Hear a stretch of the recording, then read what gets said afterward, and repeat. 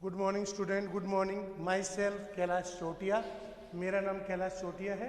जैसा कि आप मेरे से परिचित हैं, और मैं जो रतनगढ़ का जो सबसे बेस्ट स्कूल है, सबसे अच्छा स्कूल है, Shri Raghunath senior secondary school, उसमें अपनी सेवाएं दे रहा हूं। और ऑनलाइन क्लासेस के माध्यम से कक्षा 6 में आपको सामाजिक विज्ञान है वो पढ़ाया जा रहा है। जैसा कि बच्चों आपको पता है, आपका जो तीसरा अध्याय है प्रारंभिक नगर, ये हम पढ़ रहे हैं। आज ये अध्याय पूरा हो जाएगा। इसके प्रश्न उत्तर आपको करने हैं, फेयर कॉपी में करने हैं, और स्कूल के अंदर अपनी कॉपियाँ भेजकर मेरे द्वारा इसको चेक भी करवाना है। ये बात आप ध्यान रखना। तो हमारा जो तीसरा अध्याय है वो प्रारंभिक नगर से संबंधित है, प्रारंभिक नगरों से संबंधित है। हमने इस अध्याय में अभी तक हड़प्पा मोहनजोदड़ो की खोज, प्रारंभिक नगर, सड़कों की उत्तम व्यवस्था, नालियों की उत्तम व्यवस्था, निकासी प्रणाली, इनके बारे में हमने अध्ययन किया था, इनके बारे में हमने जाना था। जैसा कि बच्चों आपको पता है, यह सभ्यता एक नगरीय सभ्यता थी। यह सभ्यता है वो एक नगरीय सभ्यता के रूप में विकसित हुई थी, नगरीय सभ्यता के रूप में यह फैली थी। इस प्रकार के जो नगरीय सभ्यता थी उसमें समकोण को या समकोण पर काटती हुई सड़कें, लंबे चौड़े राजमार्ग, गलियों में सड़कों का होना, राजमार्गों का जुड़ा होना, सड़कों का एक दूसरे पर समकोण पर काटना, इस प्रकार की हम व्यवस्था इसमें देखने को मिलती है। गलियों में जो सड़कें थी, वह जो गलियों में जो सड़कें होती थी उनके दोनों किनारों की ओर घर बने हुए थे। घरों का आकार है वो लगभग एक जैसा था, घरों का स्वरूप था वो भी एक जैसा था। घर थे वो लगभग एक जैसे थे। प्राय प्रत्येक घर में 4 से 5 कमरे होते थे। इसके अलावा प्रत्येक घर में एक स्नानागार, जिसे हम बाथरूम कहते हैं, और एक कुएं के भी चिन्ह मिले हैं। इससे पता चलता है कि लगभग प्रत्येक घर में कुएं होते थे, जिनका प्रयोग है वो पानी के लिए या पानी निकालने के लिए या घर में पानी आदि के प्रयोग के लिए किया जाता था। जो घरों में जो आंगन होता था उसमें जो नाला होता था, वह नाला प्रत्येक जो घर होता था उसके मुख्य नाला से होते हुए सड़क पर जो नाला होता था उसमें आकर गिरता था। सड़क प्रत्येक घर से जो नाली निकलती थी वो सड़क की नाली में आकर गिरती थी। जो नालियाँ थी बच्चों, वो प्राय सभी है वो ढकी हुई थी। अंडरग्राउंड व्यवस्था थी, जिसके तहत जो सड़क की नालियाँ थी वो मुख्य जो सड़कें होती थी या मुख्य जो मुख्य सड़कें होती थी उनमें जो नाले होते थे उनमें मिल जाती थी। मुख्य जो नाले होते थे वो उनमें मिल जाती थी। नालियों को समय समय पर साफ किया जाता था।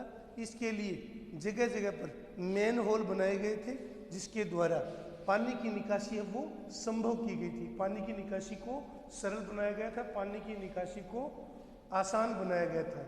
और जो नाले होते थे जो अंडरग्राउंड थे, जिन पर मेन होल बने हुए हैं, ये नाले सड़क के या जो नगर का गंदा पानी होता था उसे शहर के बाहर पहुंचाते थे या शहर के बाहर उसे लेकर जाते थे। तो जैसा कि बच्चों आपको मैंने बताया है कि उस समय एक आधुनिक सभ्यता के हमें चिन्ह दिखाई देते हैं, आधुनिक सभ्यता के हमें अवशेष दिखाई देते हैं। जैसा कि आपको बच्चों पता है, मोहनजोदड़ो से हमें एक विशाल स्नानागार भी मिला है जो पक्की ईंटों का बना हुआ था। इसमें पक्की ईंटों को जोड़ने के लिए चारकोल का लेप किया गया था, चारकोल से उसको ढका गया था या चारकोल से ईंटों को अधिक मजबूत किया गया था, उनके ऊपर प्लस्तर किया गया था। ये जो विशाल जो हमें स्नानागार मिला है, इसके नीचे उतरने के लिए दोनों ओर सीढ़ियाँ बनी हुई थी। दोनों ओर है वो सीढ़ियाँ बनी हुई थी, जिनसे माध्यम से जो पुरुष लोग हैं वो इस स्नानागार में नीचे उतरकर है वो स्नान करते थे। इस स्नानागार के बीचों बीच एक कुएं के संकेत मिले हैं। इससे पता चलता है कि जो कुआं था उसका प्रयोग है वो समय समय पर इस स्नानागार में पानी भरने के लिए किया जाता था। इस स्नानागार के चारों ओर अंडरग्राउंड नाले मिले हैं, जिसका प्रयोग है वो गंदे पानी को स्नानागार से बाहर निकालने के लिए या गंदे पानी को स्नानागार से बाहर हटाने के लिए किया जाता था, जिसके द्वारा जो गंदा पानी होता था वो स्नानागार से बाहर निकल जाता था।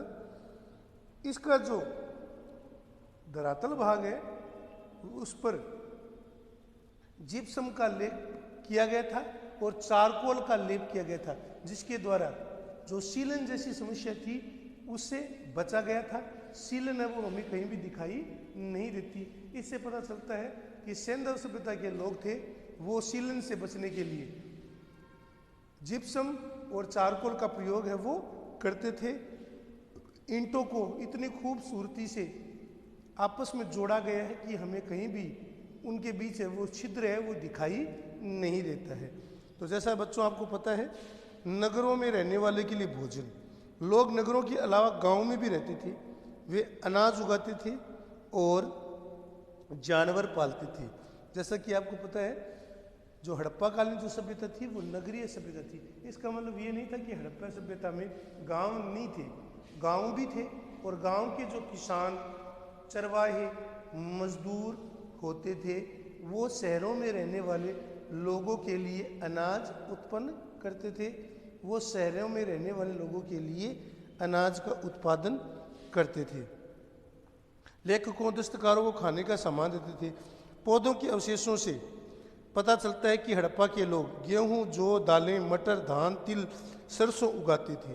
पौधों के अवशेषों से भी पता चलता है जो हड़प्पा कालीन लोग थे वो गेहूं, जौ, चावल, मटर, सरसों आदि उगाते थे, इनकी खेती करते थे, इनका उत्पादन है वो करते थे। जमीन की जुताई के लिए हल का प्रयोग एक नई बात है। उस समय हल का प्रयोग है, सैंधव काल में जो हल बना होता था वो लकड़ी का बना होता था, जिसके फलक लकड़ी के बने हुए होते थे। वो समय के साथ वो फलक है या हल है वो नष्ट हो गए हैं, लेकिन इससे पता चलता है कि लोगों ने खेती करने के लिए हलों का प्रयोग है वो शुरू कर दिया था। हलों का प्रयोग है उस समय तक शुरू हो गया था। हड़प्पा काल के जो हल है वो तो नहीं बचे हैं, लेकिन वे प्राय लकड़ी से बनाए जाते थे। हल के आकार के खिलौने मिले। इस क्षेत्र में बारिश बहुत कम होती थी, इसलिए सिंचाई के लिए कुछ लोग नए नए तरीके अपनाते रहे होंगे। पानी का संचय किया जाता था और जरूरत पड़ने पर पानी का उपयोग है वो सिंचाई के लिए, खेतों में पानी को छोड़ने के लिए, सिंचाई के लिए पानी को इकट्ठा किया जाता था और समय समय पर सिंचाई है वो की जाती थी। हड़प्पा के लोग गाय, भैंस, भेड़, बकरियों को पालते थे। वे बस्तियों के आसपास तालाब और चारागाह होते थे, लेकिन सूखे महीने में मवेशी के झुंडों को चारा पानी की तलाश में उन्हें दूर दूर तक ले जाया जाता था। वे बैर जैसे फलों को इकट्ठा करते थे, मछलियाँ पकड़ते थे। वे बैर जैसे फलों को एकत्रित करते थे, मछलियाँ पकड़ते थे और हिरण जैसे जानवर का शिकार है वो उस काल में अधिकतर पाया गया था। हिरण का शिकार है वो किया जाता था और शिकार प्रणाली का विकास है वो हो गया था, जिसके तहत शिकार प्रणाली का विकास तो पहले हो गया था, लेकिन इस काल के सिंधु लोगों ने एक स्थान पर रहना, बसना, मवेशियों को पालना, मवेशियों का उपयोग समझना और उनको भोजन के रूप में प्रयोग करना है वो सीख लिया था। गुजरात में जो हड़प्पाकालीन नगर मिले हैं, जैसा कि बच्चों आपको पता है, कच्छ के इलाके में धोलावीरा नामक नगर बसा था। कच्छ के इलाके में धोलावीरा नामक नगर बसा था, जो हड़प्पाकालीन या सिंधु सरस्वती सभ्यता का एक प्रमुख नगर था।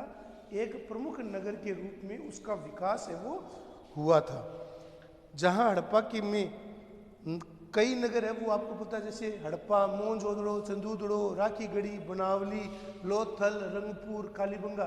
अधिकतर नगर हमें दो भागों में विभक्त हुए मिलते हैं, लेकिन धोलावीरा नामक जो नगर था वो तीन भागों में बटा हुआ था। धोलावीरा जो नगर था वो उसे तीन भागों में विभक्त किया गया था। धोलावीरा का विभाजन है वो तीन भागों में किया गया था। धोलावीरा नगर को तीन भागों में बांटा गया था। इसमें हर हिस्से के चारों ओर पत्थर की ऊंची ऊंची दीवारें बनाई गई थी, जिसमें अंदर जाने के लिए बड़े बड़े प्रवेश द्वार थे। इस नगर में एक खुला मैदान भी था। जैसा कि धोलावीरा से हमें एक विशाल स्टेडियम के संकेत मिले हैं, तो धोलावीरा में एक विशाल स्टेडियम या खेल का मैदान था। ऐसा माना जाता था कि हड़प्पाकालीन जो खेलों का आयोजन है वो धोलावीरा के इसी मैदान में किया गया था। धोलावीरा के इसी मैदान में खेलों का आयोजन है वो किया जाता था। धोलावीरा के इसी मैदान में है वो खेल संपन्न किए जाते थे। जैसा कि इस नगर में एक खुला मैदान है जहाँ सार्वजनिक कार्यक्रम आयोजित होते थे। यहाँ मिले कुछ अवशेषों में हड़प्पा लिपि के बड़े बड़े अक्षरों का पत्थरों में खुदा हुआ पाया गया है। यहाँ से हमें हड़प्पाकालीन लिपि का एक बड़ा अभिलेख मिला है। जैसा कि बच्चों आपको पता है, हमें हड़प्पाकालीन जो लिपि है उसको पढ़ने में सफलता नहीं मिली है। यह जो लिपि थी वो चित्रात्मक थी। चित्रों के माध्यम से, संकेतों के माध्यम से बातों को कहा गया था। चित्रों के माध्यम से, संकेतों के माध्यम से बातों को अभिव्यक्त किया जाता था। इन अभिलेखों को संभवतः लकड़ी में जड़ा गया था, जो हमें कहीं भी हड़प्पाकालीन सभ्यता में कहीं भी अभिलेख नहीं मिला है, लेकिन धोलावीरा से हमें एक अभिलेख मिला है जिसे पत्थर पर जड़ा गया था या जिसे पत्थर में जड़ा गया था, जिसका प्रयोग है वो पत्थर में जड़ने के लिए किया गया था। यह एक अनोखा अवशेष है क्योंकि आमतौर पर हड़प्पा के लेख है वो मोहर जैसी छोटी वस्तुओं पर ही पाए जाते थे। ये अपने आप में अनोखा था क्योंकि हड़प्पा काल के जितने भी जो हमें अभिलेख मिले हैं, जितने भी हमें चित्रात्मक भाषा मिली है, जितना भी चित्रात्मक अक्षर मिले हैं वो मोहरों पर खुदे हुए हैं। लेकिन धोलावीरा से हमें एक अभिलेख मिला है जिसमें हड़प्पाकालीन लिपि का प्रयोग है वो किया गया था। हड़प्पाकालीन लिपि है उसका अधिकतर प्रयोग है वो उस काल में किया गया था। हड़प्पाकालीन लिपि है वो उसका प्रयोग है वो उस अभिलेख को लिखने के लिए किया गया था। हड़प्पाकालीन जो लिपि थी बच्चों वो चित्रात्मक थी। चित्रों के माध्यम से, संकेतों के माध्यम से बातों को कहा गया था। आमतौर पर हड़प्पा के लेख है वो मोहर जैसी छोटी वस्तुओं पर पाए गए। जो आज का हमारा जो बिंदु है वो लोथल के बारे में। तो गुजरात की खंभात की खाड़ी में मिलने वाली जो साबरमती नदी है उसकी एक उपनदी के किनारे एक लोथल नामक जो नगर के अवशेष मिले हैं। यह एक हड़प्पाकालीन नगर था। लोथल है वो एक हड़प्पाकालीन नगर था। हड़प्पा काल के दौरान लोथल का विकास हुआ था। लोथल एक तरीके से गोदी या बंदरगाह के रूप में होता था, जिसका प्रयोग है लोथल का प्रयोग है एक गोदी या बंदरगाह के रूप में किया जाता था। लोथल एक साबरमती की उपनदी उसके किनारे में बसा हुआ एक उपनगर था। लोथल एक समुद्र तटीय बंदरगाह रूपी नगर था। यहाँ यह एक बंदरगाह के रूप में विकसित हुआ था। लोथल से ही यहाँ से कीमती पत्थर, कच्चा माल आसानी से मिल जाता था। यहाँ से जो कीमती पत्थर जैसा कच्चा माल है वो आसानी से मिल जाता था। लोथल से हमें, लोथल क्योंकि बंदरगाह था इसलिए जो समुद्र से होने वाला व्यापार था उसका ये प्रमुख केंद्र था। इसलिए जो कीमती पत्थर, शंख, मोहरे, धातुएं होती थी उनका आयात और निर्यात है वो इसी बंदरगाह से होता था। आयात और निर्यात है वो इसी बंदरगाह से किया जाता था। यहाँ पर कीमती पत्थर जैसा कच्चा माल है वो आसानी से मिल जाता था। यहाँ हमें क्या क्या मिला है? पत्थर, शंख, धातुएं में बनाई गई चीज़ों का एक महत्वपूर्ण केंद्र था। यह जो क्षेत्र था लोथल था वो पत्थर, शंख और धातुओं से बनाई गई चीज़ों का महत्वपूर्ण केंद्र था। लोथल था उसमें से पत्थर की चीज़ें, धातुओं, मणके, स्फटिक, इसके अतिरिक्त फेंस, उसके निर्माण का ये एक महत्वपूर्ण केंद्र था। एक महत्वपूर्ण केंद्र के रूप में, एक बंदरगाह के रूप में इसका विकास है वो हड़प्पा काल के दौरान हुआ है। हड़प्पा नगर से हमें एक विशाल भंडारगृह भी मिला है। हड़प्पा से हमें एक विशाल भंडारगृह के भी अवशेष मिले हैं जहाँ से मोहरे और मुद्रांकन मिले हैं। लगभग 3900 वर्ष पहले एक बदलाव देखने को मिला। अचानक ऐसा माना जाता है कि जो 3900 वर्ष जो पहले घटना हुई थी उसके कारण ये जो हड़प्पा सभ्यता थी या सिंधु घाटी सभ्यता थी वो समाप्त हो गई थी। उस काल के दौरान लगभग 3900 वर्ष पहले अचानक लोगों ने यहाँ के नगरों, चाहे हड़प्पा हो, चाहे मोहजोदड़ो हो, तो राखीगढ़ी हो, चाहे बनावली हो, चाहे लोथल हो, चाहे कालीबंगा हो, इनको छोड़ दिया था। लेखन, मुहर और बाटों का प्रयोग है वो बंद हो गया था। अचानक ऐसा क्या हुआ था जिसके कारण ये हड़प्पा सभ्यता है वो समाप्त हो गई थी, इसके बारे में आपको मैं कल बताऊंगा और कुछ प्रश्न उत्तर के बारे में आपको बताऊंगा और ये अध्याय है वो आपका कल पूरा हो जाएगा। जैसा कि मैंने आपको बताया है कि हड़प्पा सभ्यता है वो अचानक उजड़ गई या अचानक है वो समाप्त हो गई। ऐसा लगता है कि लेखक मोहरों और बाटों का प्रयोग है बंद हो गया, दूर दूर से कच्चा माल का आयात कम हो गया, मोहनजोदड़ो की सड़कों पर कचरे के ढेर लग गए थे, जल निकासी प्रणाली नष्ट हो गई थी और सड़कों के किनारे झुग्गीनुमा घर है वो बनाए जाने लगे थे। तो हड़प्पा सभ्यता का पतन कैसे हुआ इसके बारे में हम कल पढ़ेंगे। तो आज आपको मैंने लिखाया है, उसको आप जूम कर लें, इसको लिखना है, आपको अच्छी तरह से समझ में आ रहा है, इसको लिखना है, याद करना है, समझना है। धन्यवाद।